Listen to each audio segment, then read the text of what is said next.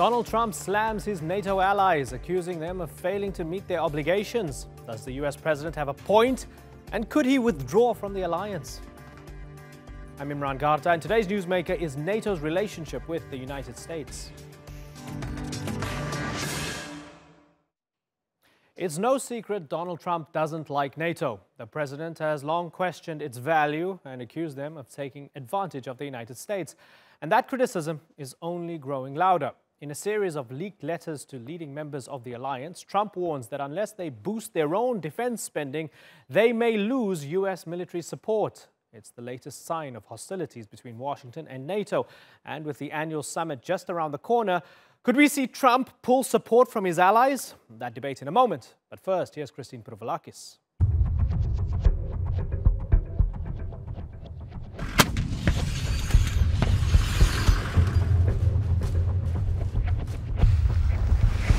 "23 of the 28 member nations are still not paying what they should be paying and what they are supposed to be paying for their defense. This is not fair to the people and taxpayers of the United States." Donald Trump's warned NATO allies to increase their defense spending, or else he might just walk away from the alliance and take the US with him. But NATO believes they're doing more than enough. But when it comes to NATO, to security and defense, the transatlantic bond is not weakening, it's actually been strengthened. Trump has sent letters to NATO allies and has criticized Germany, Belgium, Norway, and Canada for not spending enough. All 28 NATO members have committed to spending at least 2% of their GDP on national defense each year. But only the United States, Greece, the UK, Estonia, and Poland have met that goal. Overall, the US funds about 70% of NATO spending, and there are fears that if it left the military alliance, the result would be disastrous, leaving Europe vulnerable to a range of threats, including increased Russian military activity, terrorism, and cyber attacks.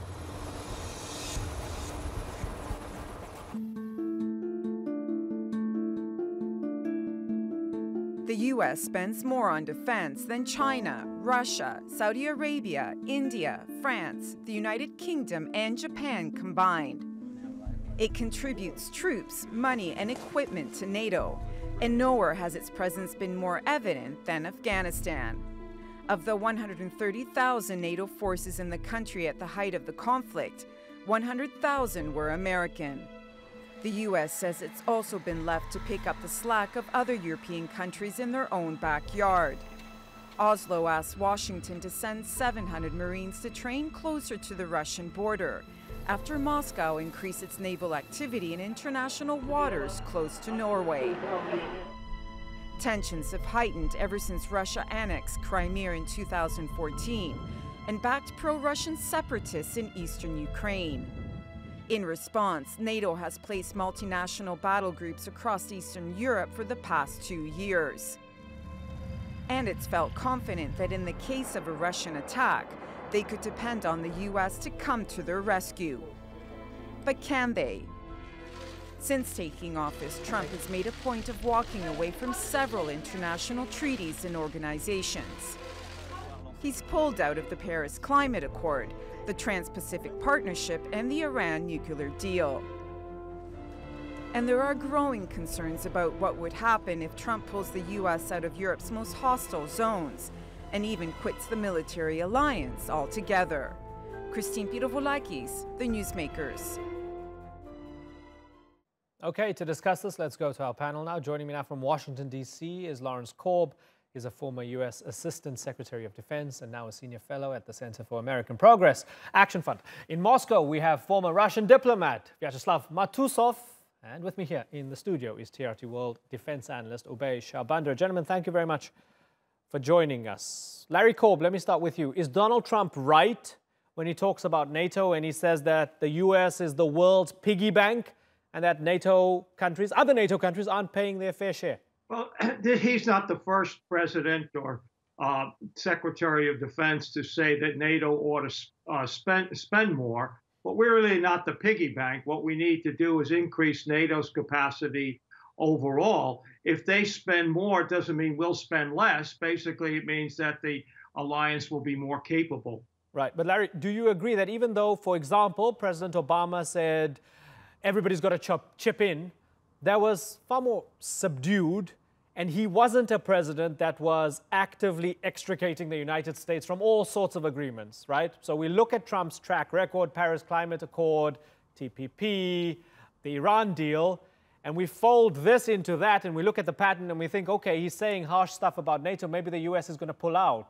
Is that fair? Well, there's no doubt about the fact that under him, as compared to, say, President Obama or President Bush, this could happen. I don't think it will, because members of his national security team, even John Bolton, who's the hardliner, don't want us to pull out of NATO, particularly at this time when the Russians are becoming much more aggressive. Vyacheslav Matusov, cracks in the NATO alliance, Vladimir Putin must be celebrating. No, I don't think so, that Putin is celebrating in weakening Europe. On the contrary, I think that Putin is interested in keeping Europe and a counterpartner as a strong and economically and politically, because it is balancing Russian foreign policy vis-à-vis the United States, vis-à-vis the Chinese direction, and so I don't think that we are very happy if European Union will be dissolved. That's why my opinion is that in this precious point, Russia doesn't internally agree with Donald Trump's efforts to dissolve European Union as a part of the world policy that is not going on his line. Right, but I mean, Russia... So I think sorry to interrupt you, right? Russia is seen as a threat. One of the reasons why a lot of the NATO member states are not happy with Donald Trump diminishing NATO's role or diminishing the US role within NATO is because they believe, when you look at Ukraine and when you look at the Baltics, they believe that Russia is an active threat and they need more US help, and they need the US to step up now because Russia is deciding to be more expansionist. Do you disagree with that? No, I can't agree, because if we look attentively to reasons why coup d'etat was happened in Kiev, in Ukraine, in 14, because of American policy, not European policy. Europeans came to Kiev to save the situation. But first of all, to destroy that time Ukrainian government came John McCain. Then foreign ministry activists, and many other people who are connected with the United States. Right. Yeah. And our opinion is that Ukraine is the result of American policy, not of European. Yeah, you feel the West has been provoking you rather than the other way around. Let me ask you, Ubay, is it easy to tell whether Trump gets NATO or gets its value? Or does he get it and he just doesn't believe that the US should be contributing that much while others don't?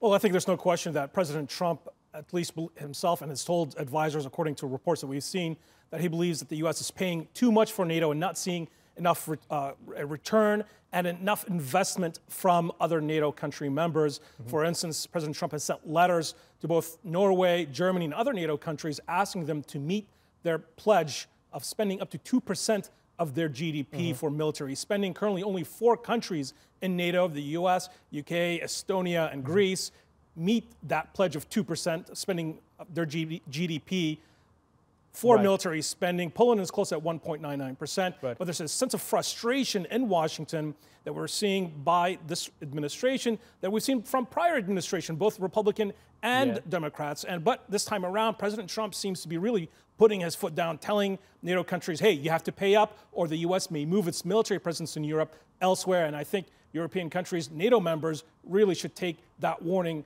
close to heart. Larry Korb, Germany spending 1.5% of its GDP, going up to 2025 as far as I understand. So does Trump have a point?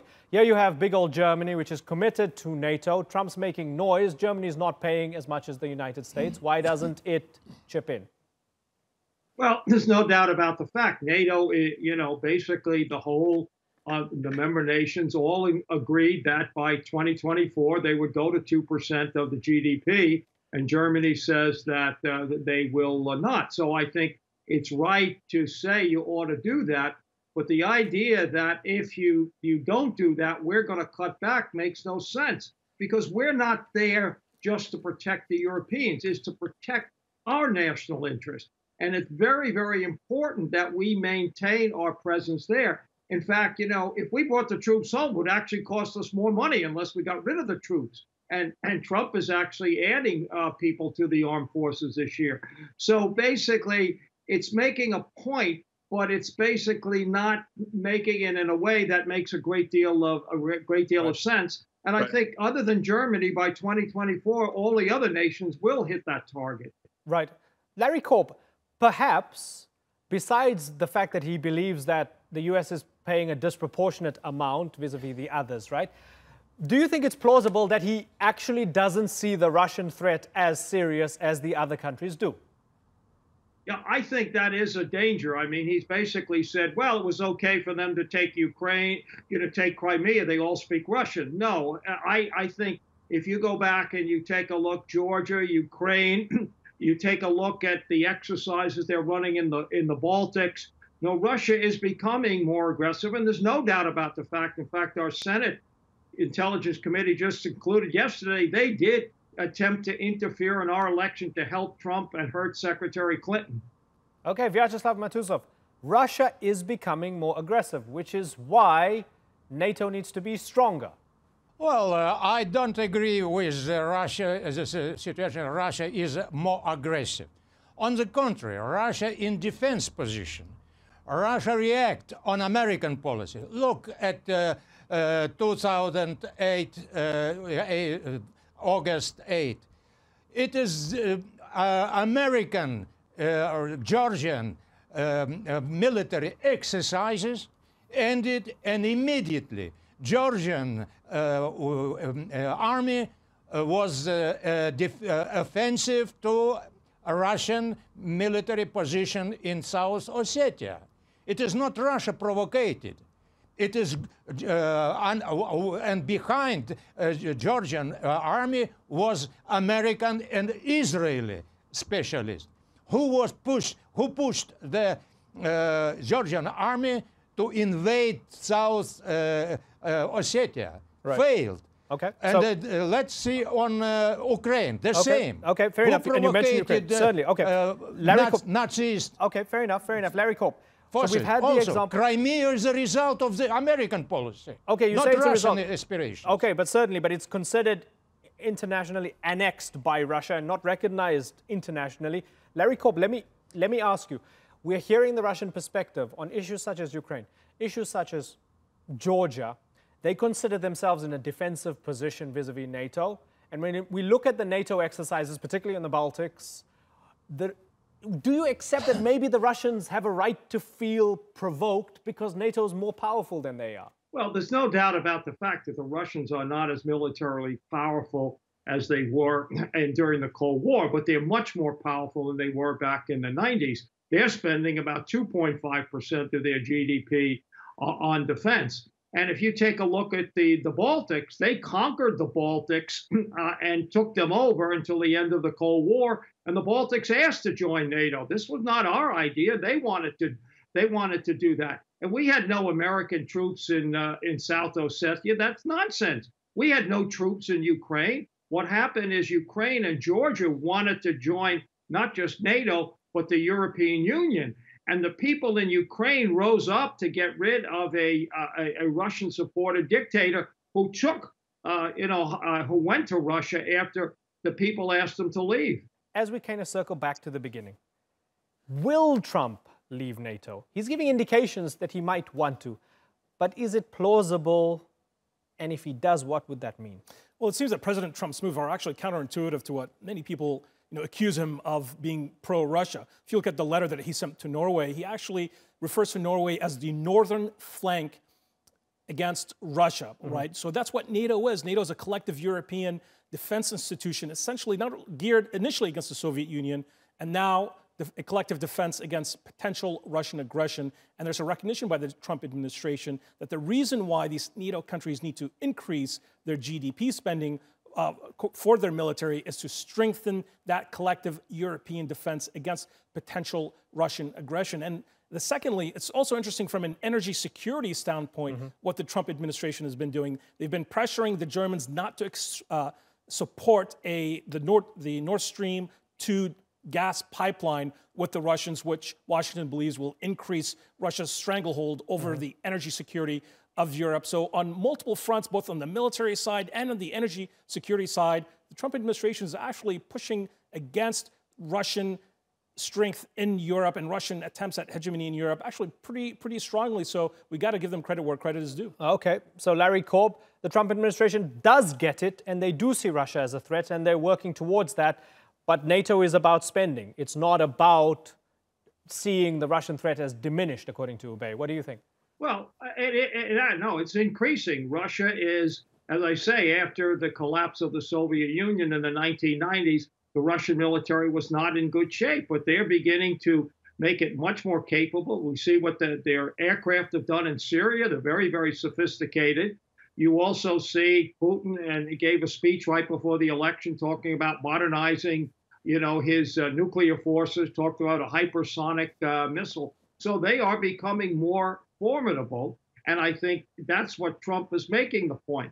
And I agree, NATO needs to do more. But the idea that somehow if you don't meet 2% of GDP, we're going to get out. Trump, you may remember, once I've said that Article 5 wasn't that important. The other thing to keep in mind is NATO helped us in Afghanistan after the attacks of 9/11. So it's not just an anti-Russian alliance. It's something that can accomplish a lot around the world. Yeah, and Larry Korb, let me ask you about what you think of what James Melville Jr. said, the American ambassador to Estonia, as he resigned. He put this in a Facebook post. He said, for the president to say the EU was set up to take advantage of the United States to attack our piggy bank, or that NATO is as bad as NAFTA, is not only factually wrong, but proves to me that it's time to go. So that was a mic drop moment as he exited. What does that tell you about the White House versus the State Department, or the White House versus the ambassadors who are on the front lines? Well, there's no doubt about the fact that President Trump is trying to undermine what we call the liberal international order, or something that's existed really since the end of World War II. And, he's cut the State Department, budget back substantially. We don't have enough diplomats. We don't have ambassadors in many countries. And he's confusing the EU with NATO. The EU has nothing to do with NATO. The European Union is an economic thing that was actually started by the French and the Germans in the Treaty of Rome that said Europe, given its size and what's happening in the world, would do much better if they had a common currency, they didn't have borders, and they had free and open trade. That's not a threat to the United States. In fact, it's something that helps the United States. So again, I think, Trump is mixing up an awful lot of things. Just because a country doesn't spend 2% of its GDP on defense doesn't mean that they're undermining the European Union, or the European Union is undermining us. You saw what happened when he put the tariffs on the European Union. Harley Davidson left the United States to make their equipment over in Germany. That's not going to help us. Vyacheslav Matusov, is it in Russia's interests for NATO to break apart? Well, Russia cannot support NATO, the existence, because Warsaw camp that was existing was dissolved. And now NATO, it is old-fashioned structure, of course. Russia not supporting the idea of keeping NATO on floating. But we remember very well that the key country in NATO is the United States Army. And that's why not any other army are dangerous for Russia. How many atomic bombs located in Germany, American atomic heads. So I think that American policy, America as a leading country in NATO, that is, to tell frankly, is the main danger. If they are talking about the NATO organization, NATO is strengthening, it's nothing for us. Because the main rivalry for Russian military are American army, not European. That's why I think that the subject of Putin and Trump discussion in Finland will be the main issue as they settled right now. It is rockets of middle and short range action. And I think it is America went out of this agreement. Russia now maybe returned back with the United States. I think that a strategic weapon, strategic balance is the main issue that bothering Russian military and political heads here in Moscow. Okay. And there's, besides that, Middle East, of course, right, as a point where both sides can be met. And they seem to be more in agreement with it. Collapsed. Certainly. They seem to be more in agreement in a place like Syria than they have been in a long, long time. Lots of questions, very few answers, but for the moment, Trump is throwing things out there and we're trying to understand it, and I've enjoyed trying to unpack it with all of you. Ubay Shabander, Vyacheslav Matusov, and Lawrence Korb. Thank you very much for joining us here on the Newsmakers.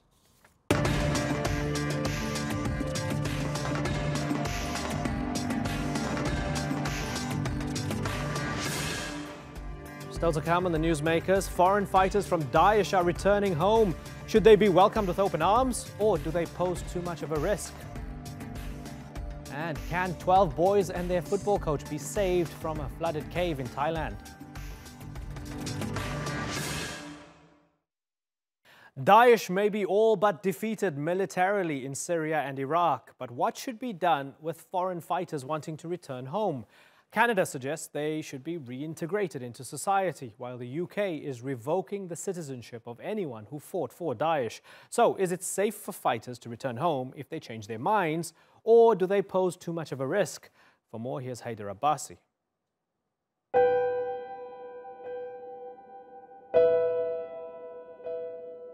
The capital of the Caliphate in ruins.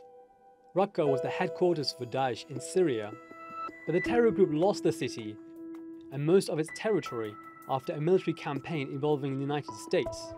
Thousands of fighters that joined Daesh had come from outside the region. Many have now gone home. But dealing with these returning fighters hasn't been simple. Canada has been accused of being too soft. We use a number of tools to address the threat posed by these individuals, including the Passenger Protect program, cancelling, revoking or refusing passports, and laying criminal charges. The security services believe around 190 joined groups like Daesh. 60 of them have returned after fighting abroad. But experts say getting convictions of Daesh suspects isn't that easy, mainly because it involves gathering evidence of their alleged crimes from countries like Syria. So what are the alternatives? Several countries, such as Denmark, have set up de-radicalisation programs. Returning fighters are assigned mentors and provided with psychological counselling. Mosques and social workers are also involved in the process. Overall, this has been effective in Denmark, but the process of reintegrating suspects doesn't seem to have worked as well elsewhere in Europe. In France, at least 230 people have been killed in a series of terror attacks since 2015. These were carried out mostly by French and European citizens, some of whom had fought in Syria. A French program was set up to ease former fighters back into society with the help of psychiatrists, imams, and educators. But involvement was voluntary, and there weren't many participants. Within a year, the program was closed down. France's efforts to de-radicalise fighters have been criticised for being too little, too late, and a knee-jerk reaction. I think you can divert someone. I think you can reinvest, reintegrate, maybe desist as the Brits say now, but de-radicalizing someone in the sense of deprogramming someone, I don't buy that. Of the 850 British citizens that have joined groups like Daesh, half are already home. In Germany, it's a third. A quarter of Belgian fighters have also returned. In France, the Western country with the most fighters in Daesh, 271 have come back. Britain has taken a more radical approach to returning fighters. Since 2011, it's revoked the citizenship of at least 150 people suspected of fighting for Daesh. The suspects were all dual nationals. This hasn't prevented attacks from happening on British soil, and Britain's been criticised for its strategy to prevent violent extremism. Analysts say the policies haven't been effective and served only to further alienate and marginalise the country's Muslims. So is it possible to reintegrate people that have fought for terror groups abroad, or should more punitive action be taken?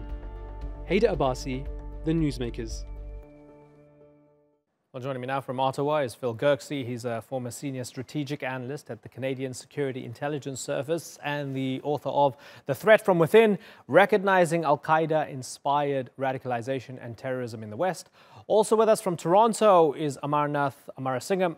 He's a senior research fellow at the Institute for Strategic Dialogue and an expert on foreign fighters. Gentlemen, good to have you on The Newsmakers. Amarnath, let me begin with you.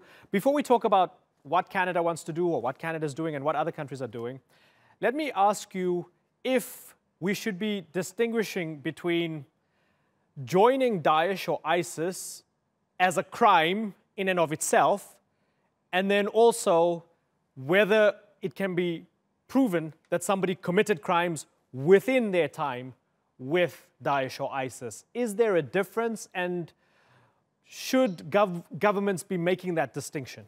Yeah, I think, making that distinction is important, I think, sociologically, but I think legally, the Canadian government has made that distinction to say it's not literally a crime to join an organization, but you actually have to be proven to have contributed in some way, either through material support, in order to be arrested for joining a terrorist organization. And so that's been the difficulty for a lot of cases that are coming back, of fighters who are coming back, because we don't know Syria, as much as it is a kind of the most mediated conflict in history, it's also a bit of a black hole where as soon as fighters cross in, we actually have very little idea of what they're doing once they're there, unless they're, as they used to be, kind of posting photos and videos of themselves quite often. But that distinction, I think, is important because unlike Al-Qaeda, for example, we've had a lot of women and children go over to join the Islamic State as well. And so making that distinction, I think, from a security perspective is probably important. Right. So, Phil, it's very hard forensically, I guess, to prove that a crime was committed on the battlefield. And if somebody wants to go back home, perhaps even if they did do something, they're not going to admit to it, right? So with that in mind, is the bar too low to say that it's not exactly a crime if you just went over to Raqqa and you got cold feet and 6 months later you came back home, and you should be allowed to be reintegrated into Canadian society? Well, it's a great question. I want to disagree with Amar to some extent, because it actually is an offense under Canadian law, and has been since 1937, the Spanish Civil War, when Canadians went to fight for the nationalists. So it is an offense. The problem is can you prove it? And we've had a case of a Canadian who has come back and given a series of interviews for the New York Times, in which he has admitted and then recanted having committed crimes for Daesh. The problem is, how do you prove it? So here in Canada, we make a distinction between intelligence, where I used to work, and evidence. And the two are not the same. They're not gathered to the same standard, and they can't be used in court in the same way. So I agree with Amar that one of the biggest issues is, what can you prove in a court of law? And the government does not want to proceed with cases in the courts that it's going to lose. Yeah, Amarnath, what's behind the government wanting to reintegrate people into society? I mean, fundamentally, right? Do they want to use them as symbols of counter-radicalization to show that, well, you could have lost your way and gone astray, but you can fix yourself and come back and reintegrate into society, or not? I think fundamentally it's about public safety, right? I mean, these are our guys who went over and were involved in terrorist activity, and you can't just leave them there because they're Canadian citizens, a lot of them. And so when they do come back, we treat them much like you would treat a gang member who was in prison and was released or something like that. We have to put into place some kind of post-prison reintegration program, whether it's giving them a mentor, helping to find them employment, or something like that. I think that's fundamentally important if the broader goal is reintegration and getting these guys to move on with their life in some way, that we treat them like any other prisoner.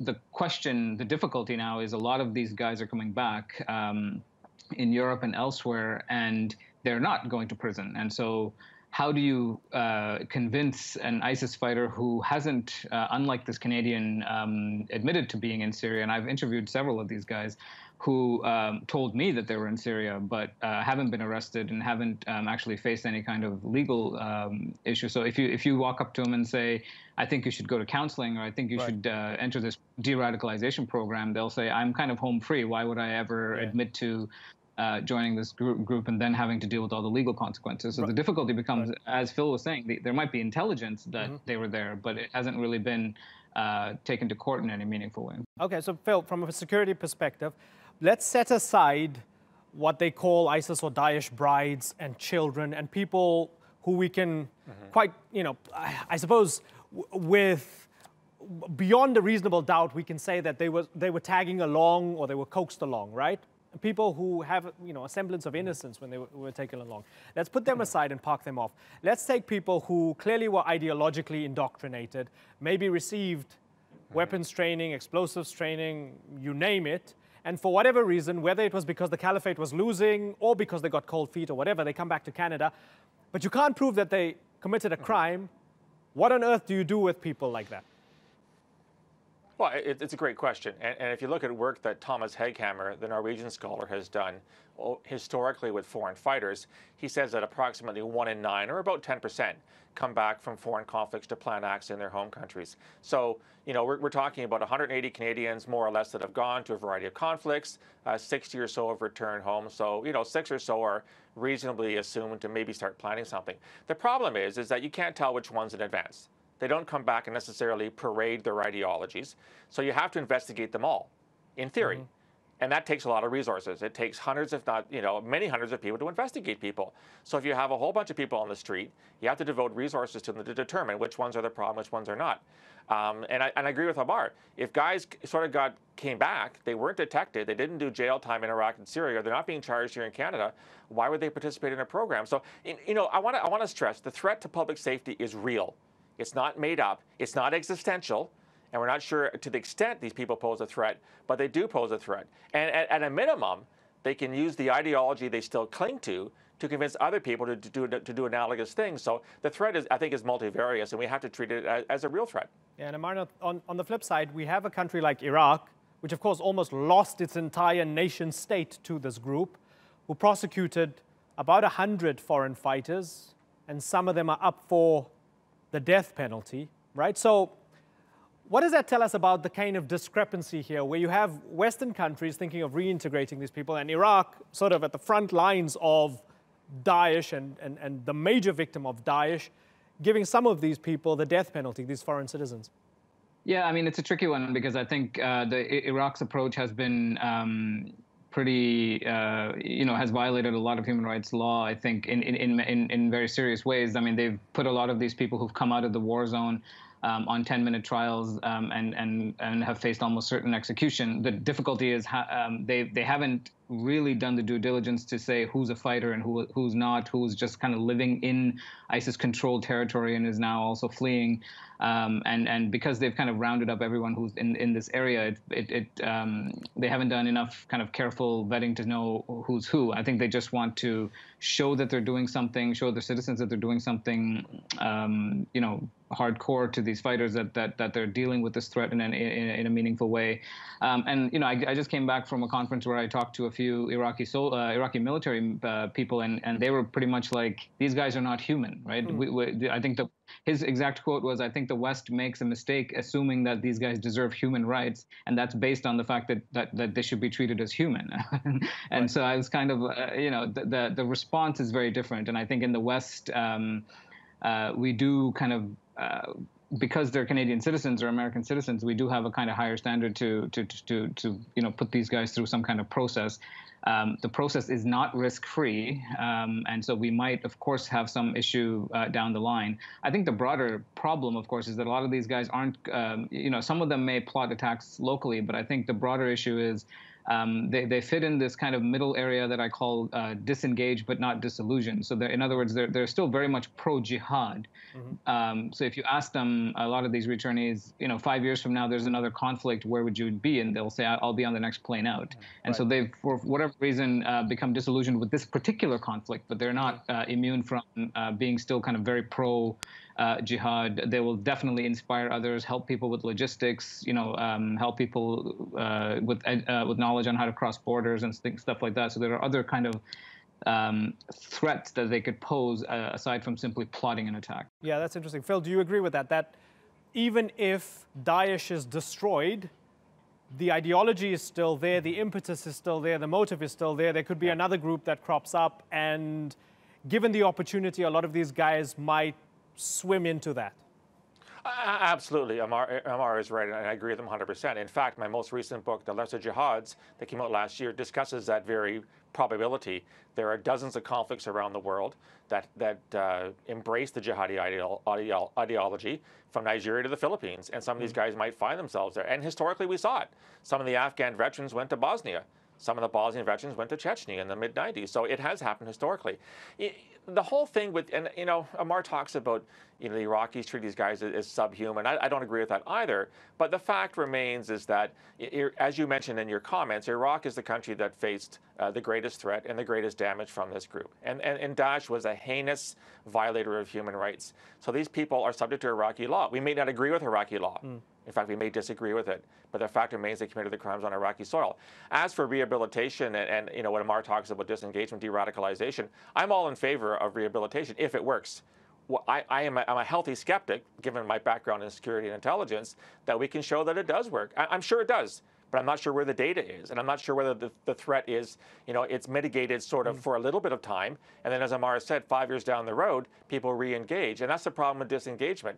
If you haven't abandoned the ideology, if it's still in the recesses of your brain somewhere, and you disengage, but you haven't de-radicalized, you can re-engage at some point. And we've seen that historically. I worked on cases in Canada of people that fought in conflict A, came home and then left for conflict B. So it is going to happen, absolutely. Yeah. Amarnath, let me ask you then, because you mentioned something interesting about it's seen as, well, these are our guys, right? We can't dehumanize them, perhaps, as some of the Iraqis have done. And I've had Iraqi politicians on this very show using language that dehumanizes anybody associated with Daesh, saying, we kill them, they're Daesh. And, I kept on asking, well, where's the proof first? How about, trying them in court and so forth? So I've heard that as well. But when you have Canadians and others saying, well, these are our people, they have the citizenship, therefore they should be afforded all the respect and the rights of that citizenship, I guess a workaround has been for Canada to cancel the passports, for the UK and Australia, I think, to cancel citizenship overall. The Belgians and others try different things. Does that work at all? That perhaps if we took away the citizenship, then we don't have to fully protect you under our law? Yeah, I think that's a bit of a cop-out. I think what we've done, Canadians have done with some cases and the UK has done with some cases, is for dual nationals. If you have dual citizenship, if you're a Pakistani citizen as well as a UK citizen, even though you were kind of raised in the UK for a long time, the UK has canceled your citizenship. So now you're the Pakistani's problem, right? The reason I say it's our problem and it's our guys is because these guys grew up in the West, a lot of them. They were radicalized here. They were radicalized within networks that exist in the West, and I think it's a bit of I think it's a bit unethical to export these guys and then say that they're somebody else's problem, right? I think that we've noticed, we've seen from a lot of these Western fighters. I mean, the Canadians, the 3 Canadians that I can name, Salman Ashrafi, who killed 40 in a suicide bomb in Iraq, Tamim Chowdhury, who masterminded the Bangladeshi bakery attack, which hacked to death 23 people, and several other fighters who've killed foreigners. And I think that's our problem. I think we shouldn't really allow the country to export these individuals and then wash our hands of them. I think I don't know if there's something unethical about that. I think these are our guys. We let them leave, or we. I don't know. I don't want to put too much blame on ourselves either, but I think that we should kind of deal with the problem because they left from here. Right. So Phil, do you agree with that? That it's our problem beyond the citizenship issue. It's our problem if somebody was radicalized in Molenbeek or radicalized in Toronto or radicalized in the banlieue of France. These countries need to look inward and figure out what the hell is going on in these societies that's creating these people. I do agree. I understand the argument for canceling dual citizenship. I think, as Amar said, it is a bit of a cop-out, but it does appeal to people's emotions. How dare you do this as a Canadian? You're not going by Canadian values. We don't want you anymore, so screw you. You can go back to your Pakistani heritage. But Amar is completely on base here. When I worked at the security service, all the cases, virtually without exception, of Canadians who either planned act of terrorism here in Canada or left to join groups like Daesh or Al-Shabaab or whatever group abroad, radicalized in this country. So the genesis of the problem is indeed in Toronto, it's in Ottawa, it's in Vancouver, it's in Edmonton. We do have people who have access to radicalizers. They have access to online jihadi propaganda. They have access to like-minded friends and family, people that they go to school with, people that they attend mosque with, and they are radicalizing in circles here in this country. So even if you were to cancel their citizenship and say, hey, it's somebody else's problem, that does nothing to get around the problem of what do you do about radicalization here in Canada or in France or in the United Kingdom. So that's a much bigger issue. From a security intelligence perspective, all you can do is identify and investigate. And in cases where you have enough evidence to lay charges, you do. From a greater society perspective, you have to talk about, can we get into counter-radicalization strategies? What about early intervention? If you identify somebody early enough in the process, can you divert them off the pathway before it gets to the point where you start laying charges? And again, even though I'm an old security guy, I do support these programs in theory. What I want to see is the evidence that in fact they work, and most importantly, do these programs have any kind of effectiveness measurement mechanisms that say, here's what we did, here's what worked, here's what didn't work, here's how we have to alter it. So the bottom line is that radicalization is happening here in Canada, it's happening in the United Kingdom, it's happening in France, Belgium, Turkey, it's happening everywhere. And I think that governments and civil society actors have a duty to address this issue in a variety of ways, both to prevent attacks from happening, but also to prevent people from radicalizing to violence. And Amarnath Amarsingham, as we look at countries trying to grapple with radicalization and deal with the conundrum of returning foreign fighters, particularly from Syria and Iraq and some other places as well. And we've mentioned a whole bunch of different countries, right? It's almost as if nobody's clean here when it comes to generating foreign fighters, no matter how egalitarian and wonderful your society is. In terms of dealing with the foreign fighter issue and counter-radicalization, is there anywhere right now on this planet that's doing it right? That's a hard question. I think there have been instances of programs that have quote unquote worked, and I think Phil is right in that that the evidence is sometimes lacking. But I also would say I think our standards of evidence in this field are sometimes higher than in other fields. I mean, we still have gang prevention programs, even though youth continue to join gangs. We still have fire departments, even though there are still fires. But I think with terrorism, sometimes we say, you know, if one guy from this particular program decides to recommit a violent act or join a terrorist group, then that means the entire program is flawed, and we should throw out the whole thing and start something new. I think that's a bit, I think that's a bit silly and misguided. But I do think, you know, the Aarhus program in Denmark, which tried to put into place a mentorship program for individuals who are on the path helped them with jobs and things like that, showed some evidence of being effective. I think the Canadian approach, which has been to kind of provide capacity building and money to local organizations to work with youth further upstream, will likely be a good strategy, but we're still a fair ways off in terms of actually knowing the evidence for whether that stuff is working. But I think so. Some countries have taken initiatives that I think are on the right path or thinking about the problem correctly. Whether it actually works, I think, is an entirely different issue. And I think sometimes the standards we use to gauge quote unquote working are too strict and probably unfair to the very initiative that we're trying to understand. Okay, gentlemen, unfortunately, I've got to move on. But it's been a really good discussion. I really enjoyed talking to both of you, Phil Gerksey and Amarnath Amarasingham. Thank you very much for joining us on the Newsmakers. How many of you? 13. Brilliant. That was the moment. A young football team was miraculously found alive. The 12 boys and their football coach had been missing for 9 days after becoming trapped in a flooded cave in northern Thailand. But while the boys have been found, their rescue is far from over. Thai authorities warn that the only way to get them out is either to wait for the floods to recede, which could take months, or train the boys to become expert cave divers. And if that wasn't complicated enough, most of them can't even swim.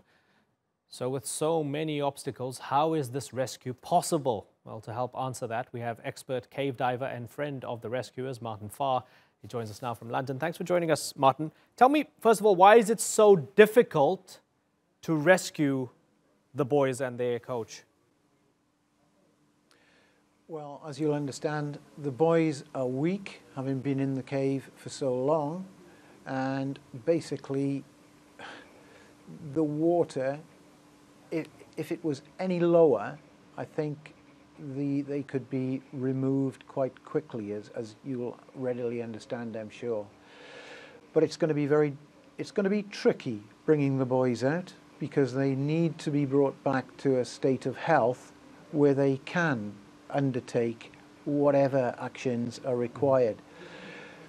It may be that the water can be lowered, and we all hope that is the case, but other actions may be required. But whichever they are, the boys need to be ready for that. Yeah, the Thai Deputy Prime Minister saying that we are teaching the children now to swim and dive.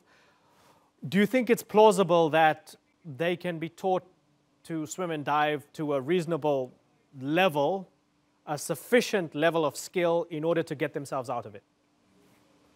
Yeah, this is a very tricky question, and as I just said, the lads need some time for their bodies to allow them to do any actions whatsoever. They are very weak, and it will take days for them probably to undertake rudimentary swimming lessons and to get to grips with diving equipment. So I would hope, as would the rest of the world, I suspect, that having to dive them out does not become necessary. Mm-hmm. Monsoon rains had trapped them in there in the first place. Now there's a worry that the next sort of smattering of monsoon rains as the heavens open up would mean that they're trapped forever. How much more water before they reach a point of no return? Well, this is unknown territory. No one has been in the cave to experience the water levels at monsoonal times, but I would suspect that the divers who have been in there to the lads will observe, because they are very cave aware, the characteristics of that location, and they'll be able to determine what sort of water level might be expected if the cave waters were to rise, and hopefully they don't. Martin, if you had to direct the rescue operation, what would be your first priority? The first priority will always be safety of the boys, and that safety is first ensured by making sure that they can continue to stay safe on dry ground and their health continues to improve. And those are definitely the priorities: safety, maintaining a good air system there. And as I sit here in London now, unfamiliar with the cave, then these are unknowns at this present point in time. Does it encourage you that Thai authorities have asked for help and you have other international experts joining them? It's an international effort to get the boys out. Yeah, I am sure that the Thai authorities are getting the very best assistance. Certainly, Britain has sent out its 2 best rescue divers. I have no hesitation in saying that. And I'm sure the international community is also contributing equally qualified, equally experienced individuals to help out. I feel confident that these boys can be looked after and ultimately brought out safely. In your experience, certainly, sorry to interrupt you. In your experience, what's the most difficult aspect of diving in to rescue someone who's trapped? What's the trickiest thing about this? The trickiest thing, I believe, was actually laying the line and locating the boys in the first instance. When the first divers went in, locating, diving a route and installing a line was, I would say, the single most problematic issue. But there will be plenty more obstacles to be overcome. But the lads who were there, the divers, the community assembled there on site, I've every confidence in. Could anyone have done anything better during this entire process as everybody anxiously awaits the possible rescue of these boys?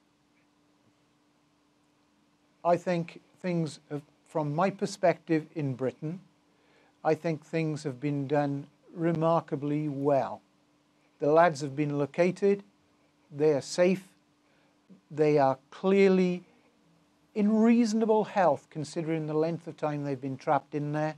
And it's not for me to pass comment on how the rescue has been organised. But it's going very well at this point in time. Okay, Martin Farr, it's been good to pick your brain and your expertise. I thank you very much for joining us on the Newsmakers. No, thank you very much. Thank you.